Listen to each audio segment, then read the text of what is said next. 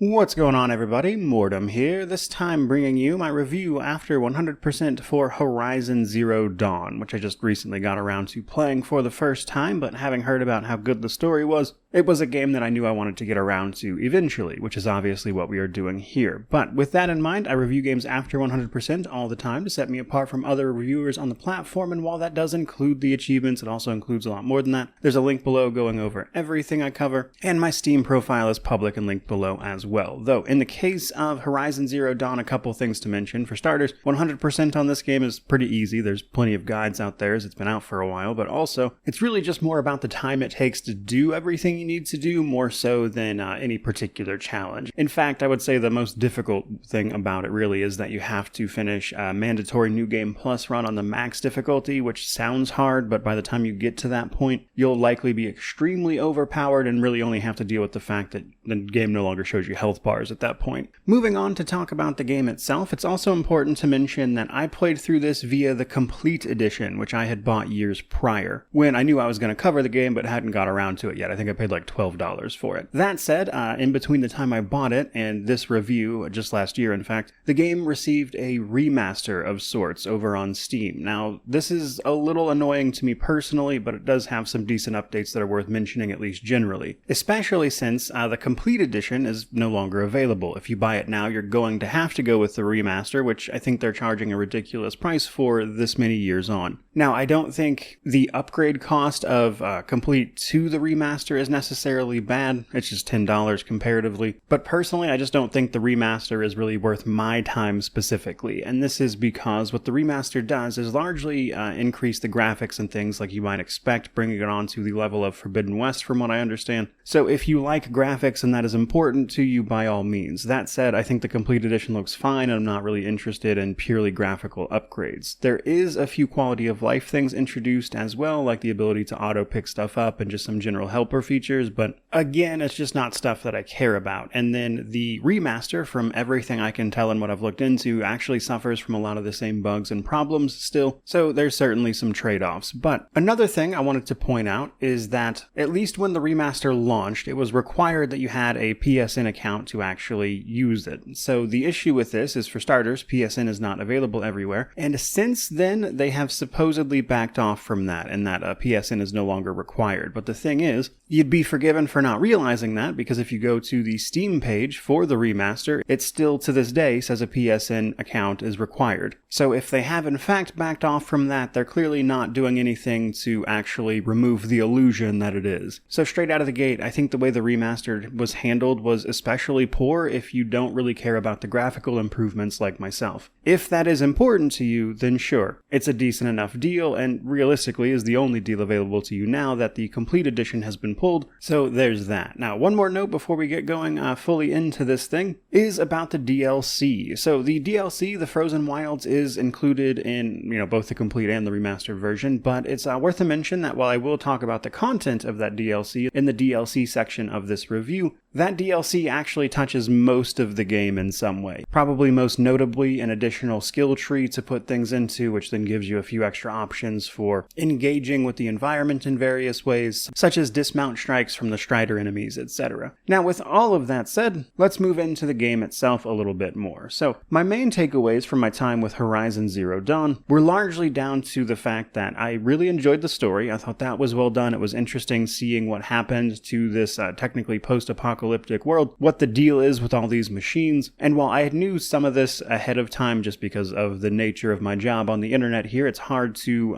completely remove myself from some type of plot reveals, but even then I wasn't familiar with the minutia of it, and that part was still really enjoyable all these years later. But a lot of that is coupled with a lot of really annoying tiny problems on the gameplay side of things that get especially annoying over time. In fact, in at least one place or another, this game winds up hitting most of my pet peeves when it comes to gaming in some way or another. There are certain cutscenes that are unskippable, which is especially annoying on New Game Plus. You've got NPCs that won't constantly stop trying to tell you the answer to something that you've just gotten there to see. You've got NPCs constantly crying out for your attention every couple of seconds. The game's hitboxes are off. There are times when I would see arrows and things just go directly through enemies as if I'd never touched them. And when you put all that together, it's a game where I really enjoyed the story and just interacting with the machines pretty often, but the rest of the surrounding systems and the side content got old fast. But next up, I want to talk about the technical state. So how's this thing running here in 2025? Well, for the most part, it runs decently well. The only main thing I had was that every so often the game would freeze up for a couple of seconds until it decided to work again, which happened often enough to be annoying, but, wasn't exactly a deal breaker. Another issue I ran into was the game crashing when I would fast travel, and I did notice after a while that this seemed to be attributed to the fact that I did explore basically the entire map before I started doing the main story stuff, and if you fast travel to a fast travel point that's sort of within the area of the next objective that would normally trigger like a cutscene or whatever, that fast travel would then cause the game to crash, and I'd have to reload it and then fast travel to a place slightly outside of that objective to keep that from happening. And I'm thinking then that the sort of combination of loading into the area plus the cutscene or whatever that was supposed to trigger when you got there would sort of get out of whack and cause the game to just crash. And that happened frequently enough to be an issue, but realistically, if you're not fully exploring the map, I think you might encounter that less. Next up, let's talk difficulty and New Game Plus. So this game features difficulties from story through ultra hard. Now, on New Game Plus, all of these are very easy if you have all of your gear and you've maxed everything out on the previous run, which is why the achievement for ultra hard is not really difficult. But a few things to note here. The difficulties above normal don't really increase machine health so much as they do just increase damage specifically. On the higher difficulties, you take a nonsense amount of damage, as you would probably expect from fighting a giant machine. This means you die very, very quickly. But the methods of attacking enemies and the damage you deal don't really get reduced past a certain point. Now, on the lower difficulties though, that seems to be tackled largely by just massively increasing the damage you deal and reducing the damage you take at the same time. So as an example, on story, you're going to deal, I think it was legitimately like 10 times the normal damage you would normally deal, which means even the big machines can be killed in a couple of hits if you hit the right spot.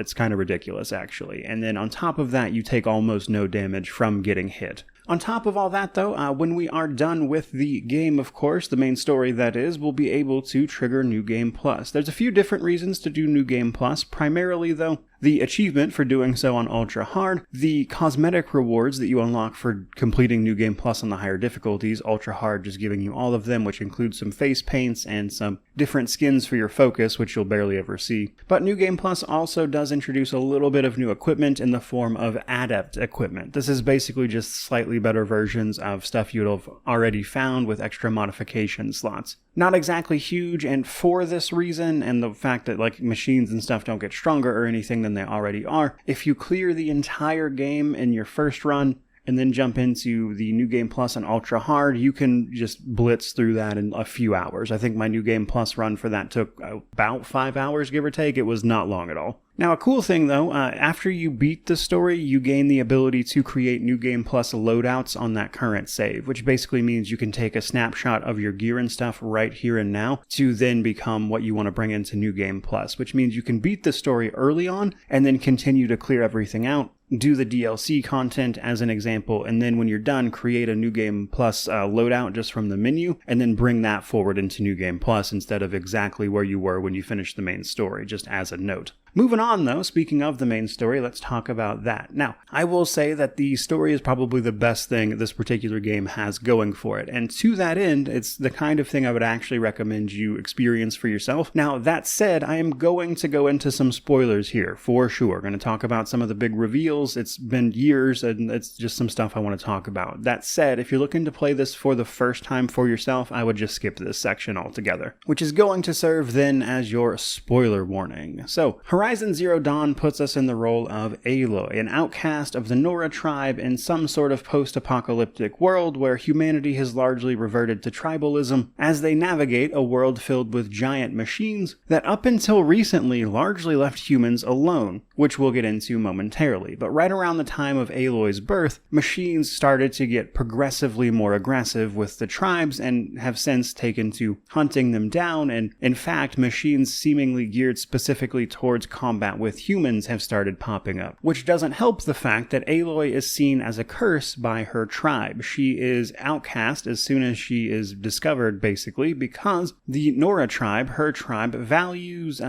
motherhood and is such a matriarchy. And because they don't know who birthed Aloy or where she came from, she's seen as a curse, despite being found in their sacred mountain. And because of this, you're given to another outcast, Rost, who then raises you to maturity so you can complete what is called the Proving in order to join the tribe in full and stop being an outcast, which is something they offer for outcast children as a chance for them to rejoin the tribe after being outcast for reasons that may have not have been their fault. Now, personally, I don't exactly see the merit in joining people who have publicly shunned you for the last, 20 some odd years, but a difference of opinion between me and Aloy there, I suppose. Now, unsurprisingly then, at the Proving, which kind of encompasses the first portion of the game, things go wrong pretty quickly. You're attacked. Machines under the control of this rival tribe seem to be attacking at their will, and you're left with a lot of questions that you need to go out into the world and find answers to, which you are granted status as a seeker of the Nora tribe in order to go do, because they do not typically leave their valley, which is sacred to them because it lies at the foot of the mountain that they call the All-Mother. And in so doing, you're going to find out the secrets of what made this world the way it is, what happened here. And while I could go through every single plot point as you discover that, honestly, I'd rather just cut to the chase and get to the more interesting parts. So to that end, early on in Aloy's life, when I think she's like 6, she finds what is called a focus in ruins of the old world. A very almost futuristically advanced human society that clearly was here at one point before these machines were. This focus seems to be essentially like almost AR glasses of something in today's parlance, but this allows her to interact with the world in ways her tribe obviously cannot, giving her information about the things she sees, not least of which the machines she's encountering, which gives her a leg up and a bit of an advantage in dealing with them with, more primitive weapons like a spear and a bow. And in fact, this focus then plays a central role in terms of Aloy finding out both who she is, but also interacting with the plot, because early on, the focus is actually the reason for the attack on the Proving at the beginning, because you interact with another person, a visiting tribe, who has a focus as well. And it is at this point an unknown entity identifies Aloy, recognizes her as a threat, and is ordering her death, which is why the Proving is attacked. And thus, through this focus, you track down this person you spoke to at the beginning of the game, which then leads to the larger plot reveals. Later on, by exploring some of these ancient ruins, we then get to the meaty stuff. You'll eventually learn that the game isn't just post-apocalypse, it's a sort of revival of what was left of a barren Earth after what is generally referred to as the Pharaoh Plague. The world prior to its current state created self-replicating robots that used biomass as fuel that were at one point under control, only for a glitch to be discovered that caused all of these robots to go crazy and start wiping out humanity and self-replicating endlessly. This was not caught in time to fix, but was caught in time for them to know and at least plan for it, and this resulted in probably the most interesting thing about the game. There was a point where essentially all life on Earth was completely wiped out and there was nothing left but a barren wasteland. But this is where the old humans, through a project called Zero Dawn, sort of restarted the Earth because they knew they couldn't actually stop these swarming hordes of machines. And this is the part I really like, just because I thought that was an interesting thing to do and not something that you see post-apocalypses take as a route through it. Mostly it deals with like the remnants of the apocalypse, and then the loss of knowledge can be a little harder to explain, whereas here it takes a slightly more direct route, which we'll get into even more here in just a moment. But Zero Dawn was essentially a program designed to allow the world to kickstart itself after the fact, and this was done largely through the creation of a bunch of different AIs. The primary one, Gaia, whose job was to essentially give orders to all the other AIs so they could bring life back after the Pharaoh Plague wiped out the entirety of humanity. They planned as much as they could here, and several of the subordinate AIs, all named after Greek gods, all had their roles to play. So, for instance, there was Hades, probably the most important to this particular game. Hades' job was basically to sort of wipe out the failures that resulted from, say, the attempts at reviving the Earth not going correctly. There was also supposed to be an AI called Apollo that had essentially the entirety of the past human culture that it could teach to the people that were going to be reincarnated through the cradles, of which the All-Mother Mountain is one of them. Another AI, Hephaestus, which features prominently here, was basically designed to allow Gaia to make and utilize machines as necessary. And this is really interesting because this is actually something I was questioning going into this, which is why were all these robots shaped like dinosaurs and stuff specifically? So that's actually the result of Hephaestus. Hephaestus is the ability for Gaia to create and utilize machines as necessary for the specific purposes in which they might need. Because the makers of the Zero Dawn project realized they couldn't possibly plan for every contingency, and so part of the AI process here was to give Gaia and these AIs the ability to make whatever they needed. And as that went well, there would come a point where the AIs could reintroduce humanity to the world, who could then be taught via the Apollo AI all the things they've missed. But Apollo never seems to have went online, which is something we get revealed later on. The main cause of the Pharaoh Plague, a guy named Ted, who's in charge of the company that ultimately unleashed it on the world, decided at the last minute that the world deserved a completely fresh start, and as such completely turned off the Apollo AI and wiped every copy of it, which means it was never initiated. Which resulted in humans eventually being reintroduced to the world, but having lost essentially all of their culture and history that was supposed to be taught to them, which is why we see the more tribalistic state of humanity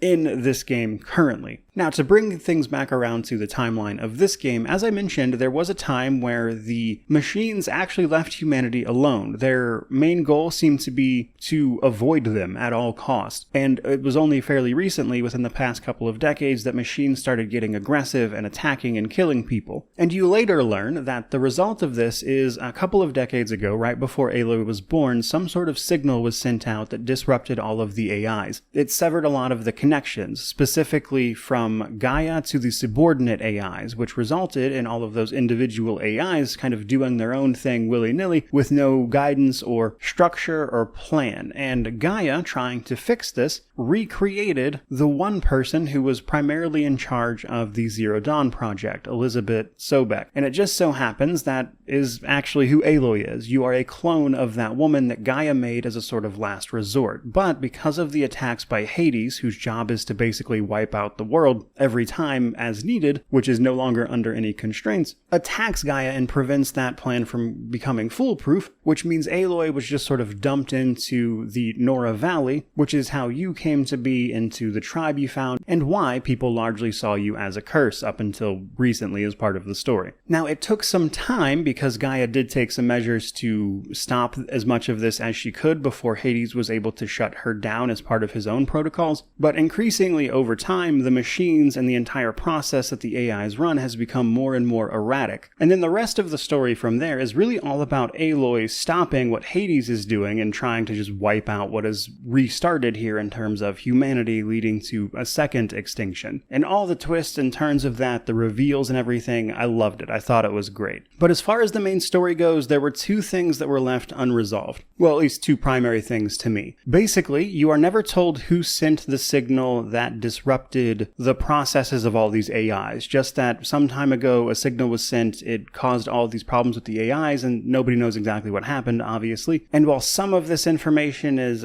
drip-fed to you through a plot character known as Silence, played by the late Lance Reddick, by the way, who clearly knows more than he's ever going to tell you, it's never directly told to you who did this. But there is another plot point that was brought up too many times to have been a coincidence, which is that Zero Dawn wasn't the only project aimed at saving humanity. They actually launched a sort of long-haul spaceship type thing with some remnants of humanity and some of the project leads and stuff, hoping that they could find another planet to potentially colonize. Supposedly, that ship was blown up and never made it to where it was trying to go. But they mention that ship multiple times throughout the story, including some stuff at the very end of the game, and I don't think it takes a genius to make the obvious connections there that I'm guessing whoever was on that ship didn't actually die and then probably sent the signal back to these AIs and caused the problems because maybe they wanted to reclaim Earth, having been away for who knows how long. Now, I personally have not played Forbidden West. I don't know what the story there is. That one has actually not been spoiled for me. I just heard people didn't like it as much as they did Horizon Zero Dawn here. So at least at the moment, that is just a guess on my end, and I'd appreciate it if you didn't spoil it for me, but it is what what it is at this point. But as all of that happens, Aloy, of course, saves the day, saves these tribes that she's interacted with, some of which I would argue probably don't deserve saving, to be honest. But as Silence himself says it, humanity is living in benighted ignorance thanks to the actions of Ted Faro, thinking he was helping. Now, as I bring the story section to a close, one thing I do kind of want to get across here, though, is that, for starters,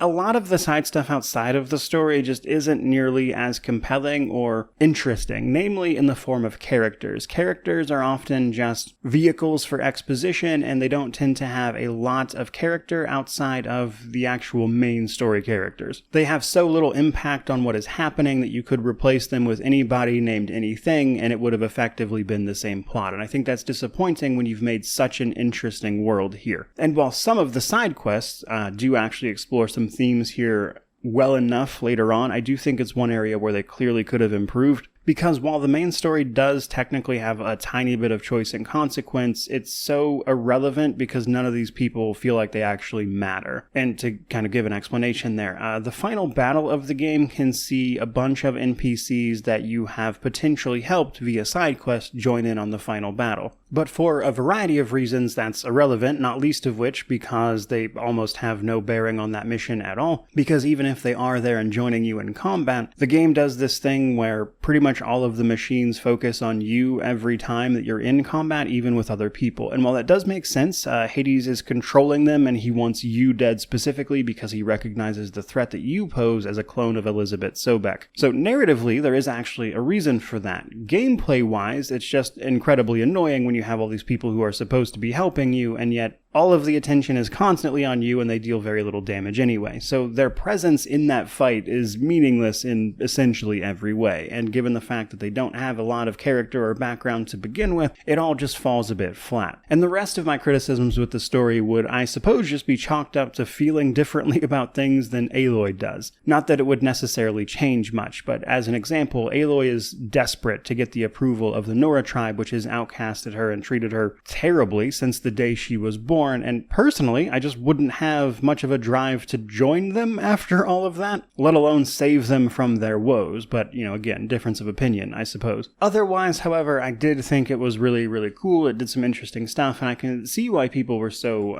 interested in it. Now, it's a shame then that I think the rest of the gameplay surrounding this story doesn't always keep up with it, which I've heard Forbidden West kind of did a flip-flop on, where the gameplay and everything was vastly improved, but the story was much less interesting. All of that, though, finally brings us to our progression system. So progression largely comes down to your levels, which gives you skill points, which you can use on skill trees, upgrading the capacity of your many different types of ammo pouches, etc., and the gear itself. So we're gaining experience as we defeat enemies and complete quests. We will level up. This gives us a base increase to our health and also skill points. Skill points can be spent on a bunch of skill trees to give us different abilities. The Traveler skill tree is from the DLC, and it has some great boons as well. Generally, though, this is going to make you vastly more effective in combat, as you would probably imagine, allowing you the ability to do things like take enemies out silently, deal more damage, assassinate enemies from above, slow time when you've got your bow drawn, and a whole host of other things. So generally, I think they did a pretty good job with those skills, and for the most part, they managed to avoid just simple percentage damage increases, which I know isn't exactly everybody's cup of tea. Kind of going along with skills, though, a short ways into the story, you gain the ability to override some of the machines, that is to say, bring them under your control, and part of the progression there is getting the ability to override more and more and more of the machines,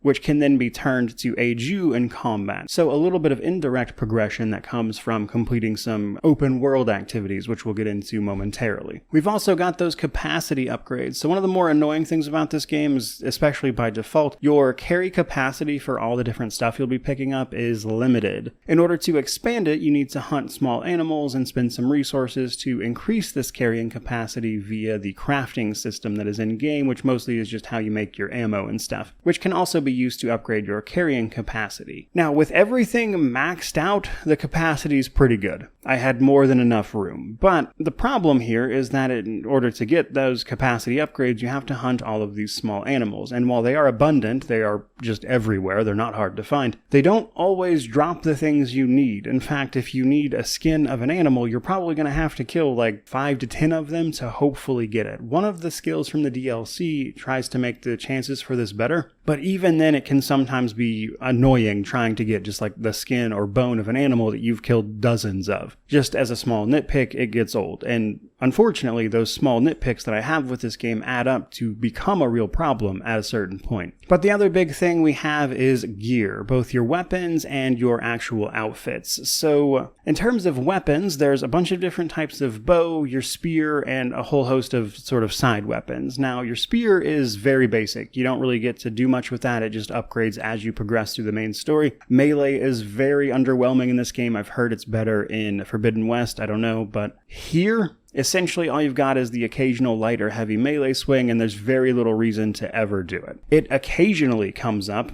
primarily in the form of stealth strikes, obviously, but outside of that, just in combat, very, very few cases where you'll want to run up to an enemy. So there's that. There are 3 different types of bows: your war bow, your sharpshooter, and your hunting bow. Hunting bow is your sort of everyday bow, and as you increase the rarity tier, you get access to more arrows for each one of these. The sharpshooter bow takes a lot longer to pull back and aim, and while it can be especially useful early on because it gets what are called the tear blast arrows, which will tear components off of machines, it quickly becomes outdated by the hardpoint arrows of the hunting bow, which are mostly just better. Your war bow is really your sort of default way of applying status conditions to enemies, like, fire, burning, shock. It shoots those types of arrows, which can be useful but deals less damage by default. But if you're trying to apply a status effect specifically, it can be a good way of doing that. Other weapons include things like various slings and launchers, the rope caster or the trip caster, allowing you to sort of pin down enemies, the trip caster basically allowing you to set up trip wires for machines to walk through in their path, which can be especially fun. The rope caster is similar, but it'll basically tie down an enemy if you hit them with it enough, leaving them open for you to dismantle certain parts of them. And then later on, in the actual content of the DLC, you can unlock some special weapons, like the Forge Fire or the Storm Slinger that will just shoot like bolts of electricity very quickly at an enemy, but has the potential to hurt you. Then there's your outfits. So your outfits, I actually like what they did here. Basically, each one of them has a specialized role in terms of what it can block in terms of the enemy. You have your all-around ones, which will do a bit of damage reduction for basically everything, and then there's more specialized stuff, which will protect you heavily from one type of damage. Meaning that, depending on the enemy you're fighting, there is actually a decent enough reason to, while you're playing through the game for the first time, change your outfit as is appropriate for the enemy that you are about to fight. If it deals a lot of fire damage, maybe throw on an outfit that mitigates that. It really does make a huge difference in that regard, but gets kind of made irrelevant by the Shield Weaver gear that we'll talk about momentarily. Both your outfits and your weapons, though, can be modified. Basically, you'll get little mods that you can then use the crafting system to slot into your weapons and armor, which will give them extra effects, typically extra damage, or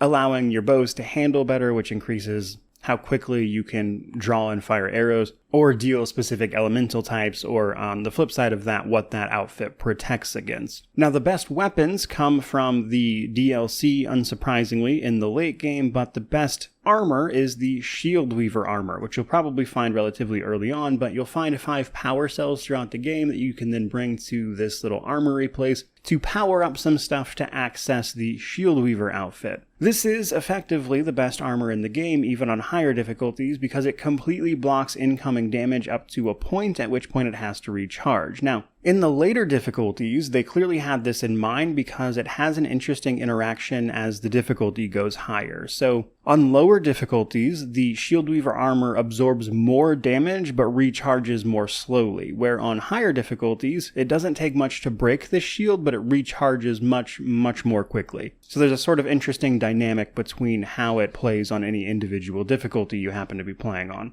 So all in all, a decent bit of progression in this game, but from there, let's talk about the gameplay and world of it. So, on one hand, the gameplay in terms of fighting the machines is a good time. I think there's a lot of setup there, especially depending on the difficulty you start the game with in terms of your approach in the setup and the sort of preparedness that goes into it in a way that reminds me a lot of what The Witcher 3 had going on, which I've seen other people express as well, but yeah, I can kind of see where they got that from. Now, unfortunately, a lot of the open world stuff outside of that is honestly pretty boring. A lot of very standard open world stuff. You've got your tall necks, which effectively act as towers, which will reveal most of the map markers around you. There are collectibles to be found. You can buy the maps for the collectibles at any vendor, and it will just show you where they are, so those aren't hard to track down. But the tall necks, once you unlock a sort of fog of war for the area and can find a bunch of stuff, you're going to find things like campfires and settlements. Campfires are where you're going to save. Settlements are obviously where you're going to find most of your side quests, and are generally safe from machines. Machines are traveling around in herds, so to speak, in set areas around the map. I will say, I think the enemy density goes a little crazy. There are times where there are just way too many enemies bundled up way too close together, and I honestly think they probably could have stood to have thinned this out just a tiny bit, so it's a little easier to just walk places sometimes, as it can get a little silly, frankly, at times, but in terms of open world activities, you've got stuff like the corruption zones, which will see you clearing out corrupted machines permanently. Cauldrons, which are like little dungeons where you'll get the override codes for bigger and bigger machines, so you can override more and more of them to turn them to your side in combat. And then there are the hunting grounds. So the hunting grounds I actually wound up liking more than I thought I was going to. So these are basically little challenges you can take on with your unlocked like weapons and stuff to fight enemies in a certain way. So these can be hard when you first stumble upon them to get like the gold medal, so to speak, or the blazing sun as they call it. But towards the late game, it's pretty easy to do fully powered up. But one thing I really liked about these was that I think they do a good job of showing you what's possible in terms of interactions between your weapons and the machines themselves, which I think might be why they added these. And I genuinely found most of these to be a lot more fun than I really expected them to be, which was a pleasant surprise. So in short, a lot of standard open world stuff. Now, some of what we're going to be able to do there, though, is side quests. Side quests are mostly uninteresting. There's a couple of decent ones. The ones that involve a little more character, such as when I had to save a kidnappee from a guy who everyone, by all accounts, thought was some stand-up dude who had been responsible for some raids on the Nora via a competing tribe, but beyond that, pretty standard tribalism stuff. Everyone seemed to like and respect this guy, and despite the fact that the Nora and the neighboring Karja are supposed to be getting along these days, he seems to, by, again, all accounts, having been trying to help that along. But through a little bit of discovery, you find out that he's got a little secret side gang helping him kidnap and enslave people, and is in fact as terrible as the Nora have been making him out to be, which I thought was kind of fun because it involved a lot more characterization of these people, whereas a lot of side characters introduce someone, you do a quick quest for them, and then you never hear from them again, and they're not interesting enough for that to have been carried by that interaction. Now, a lot of that questing, both for the main story and the side quest as well, though, basically comes down to using your focus to scan the environment in a sort of like Witcher Senses vibe type thing, where you then find the trail, you follow the trail to the next quest objective before getting some exposition to then, fight some machines usually, or, at most some humans. And it's fine for what it is, but compared to how interesting and well thought out the main story seems to be, a lot of this is just, very, very bland by comparison, especially when you start roping in all those issues that I mentioned earlier, like the NPCs that won't stop clamoring for your attention, the bad hitboxes on occasion, the fact that I just have to massacre a local small animal population to get a single skin to upgrade capacity for stuff, and it's just the kind of thing that over time all of these little annoyances add up, and I kind of was just over it by the end, to be sure. But that brings us to the combat section. So combat is, I think, the second strongest point of this game because of how you interact with the machines. And in my first impressions video, I expressed some concern about, this kind of thing getting a little bit old by the end of it. And while I don't think it's the kind of game you could just have fun with for hundreds of hours, at least I couldn't, I will say I do think they did a good job of stretching out how combat changes and your approach to it over the course of a normal playthrough for sure. Because of all these different arrow types you get as you upgrade your bows and stuff, it gives you extra options in terms of both the weapons you're acquiring and these arrow types to deal with individual machines, which can then lead to interesting interactions with any individual encounter. But combat can largely be determined by your interactions with either machines or humans. Humans are straightforward, but it does do that annoying thing where certain humans can be hit with an arrow right in the face like 5 times and occasionally still live through it, though they are mostly pretty good about letting the small enemies die to a single headshot. But let's be honest, the real stuff comes down to the actual machines. Machines are interesting because they essentially all have weak spots and components. Some of them even have armor plating you have to get rid of. Now, each machine is different. There's, I think, like 24, give or take, and they all have individual parts and stuff that you want to shoot at and are generally vulnerable to. And kind of learning what each machine does and the best way to approach them, especially depending upon the equipment you have in that moment, given your initial progression, is really, I think, where the game does a pretty good job. In fact, for much of the game, machines feel dangerous, which gives you an extra incentive not to run up on them with a melee weapon, which clearly isn't going to do you any good anyway, as the melee weapon doesn't exactly have a lot of benefits in this particular game. So putting all of that together, you basically just have to learn the best ways to fight each type of enemy, kind of what they've got going on. For instance,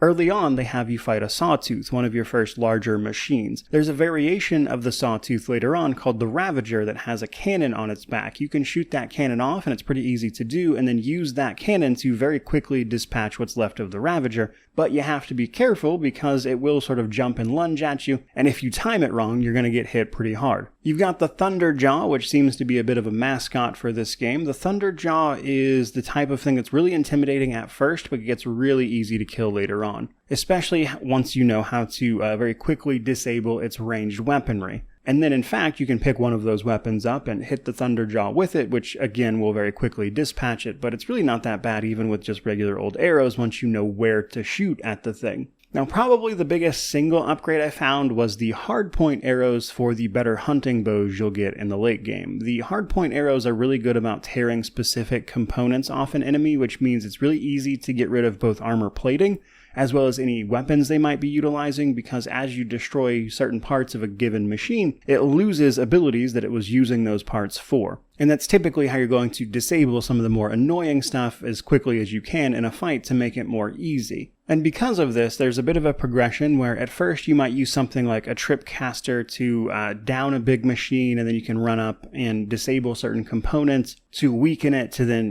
take that fight farther. And then as you progress and get better arrows and stuff, you might start relying on status effects. For instance, some enemies are weak to burning damage, and if you quickly apply that, or you hit a specific spot like a blaze canister, it can cause a massive explosion like you can do with, say, snap maws or the grazers. Other enemies are really susceptible to being tied down with the rope caster, which then opens up a weak spot that is otherwise hard to hit that can deal, massive damage to them. And so while combat isn't ever like a super complicated endeavor, I think for the most part it's pretty obvious what you need to do in any given situation. There is this really sort of fun tactical aspect to it, especially as you're initially playing through it, of where you have to learn, again, the sort of just best practices of how to down and incapacitate not only, little smaller enemies, but how you can remove the primary threat on these larger machines you're facing while you then whittle down the rest of what they've got going on. And while, again, it's not the kind of thing I would play for hundreds of hours, it was enjoyable enough that I never got tired of it over my time with this game, which I think is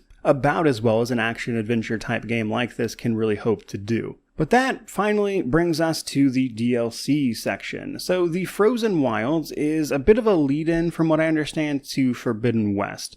But primarily it involves the Banuk tribe, the ice-faring tribe up in the northern section of the map that you don't interact with too much outside of this DLC. They are a very stubborn, hardy people who are all about surviving and overcoming challenges, and they are having their own problems with corrupted machinery. The DLC itself is fairly short, but introduces a big new area to explore with some new objectives, a couple new machine types, the Scorchers, Frostclaws, and Fireclaws primarily, which can be especially intimidating when you first run into them, and they attack in a way that makes them a little more difficult to fight and interact with, which honestly added some much needed change of pace here and there. But for the most part, it's just more Horizon Zero Dawn, which if you enjoyed up to that point is likely going to be a good DLC for you, but otherwise you probably won't enjoy it because it is largely filled with much of the same open world stuff that the base game is, which as I've already mentioned isn't exactly the game's strong suit. If anything though, I think what the DLC did that's more notable is the changes it made to the rest of the game in terms of like that skill tree, changing how you can interact with overridden machines and what you can do for like dismount strikes and stuff. So it adds other ways to play the game outside of just the content that it adds, which is always a great thing to see a DLC do. Now that does bring us to the Steam Deck section. This game is in fact verified over on the Steam Deck, and for good reason.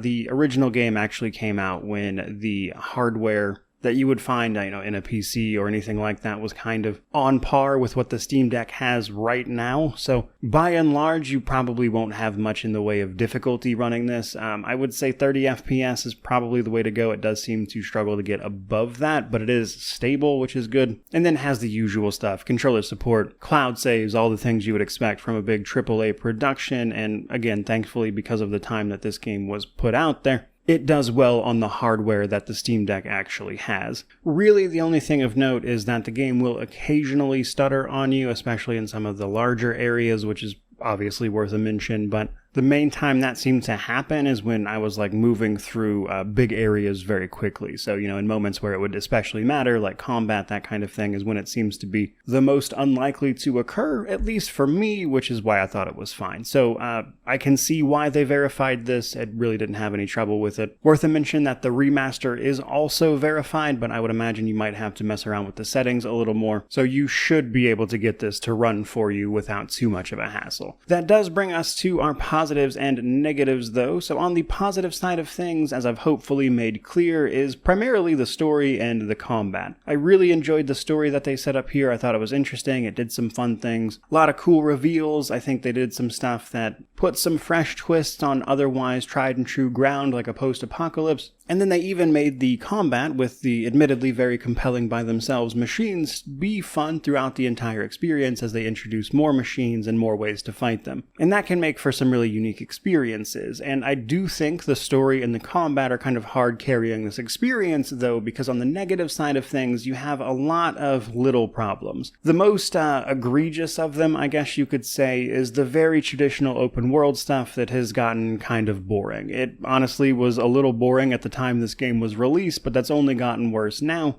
as we continue to see games do that over and over again, which means you have this beautiful world and, there's just not a ton of reason to explore it, in my opinion. Not least of which because a lot of that side content that world is filled with is just lackluster, as an example. But what really got under my skin the most was just the abundance of little annoying problems that cropped up that kind of overall lead to this feeling of a lack of polish. Like, for instance, how many animals you have to murder to get the upgrade materials to the carrying capacity for all your different pouches, the NPCs that won't stop talking or clamoring for your attention, the hitboxes that are clearly just off. The amount of times I watched an arrow fly right through a guy's face and not register as a hit was frankly ridiculous. The fact that some cutscenes are randomly unskippable, but almost all of the others are. And putting all of that together, of course, brings us to our conclusion. So Horizon Zero Dawn is a game with some really interesting stuff that I like a lot, mixed with a lot of stuff that I found deeply annoying. Now, up until recently, at the end of 2024, I think it was October actually, with the remaster, that was easily mitigated by the fact that you could get the game for relatively cheap. But with the remaster having subsumed the complete edition,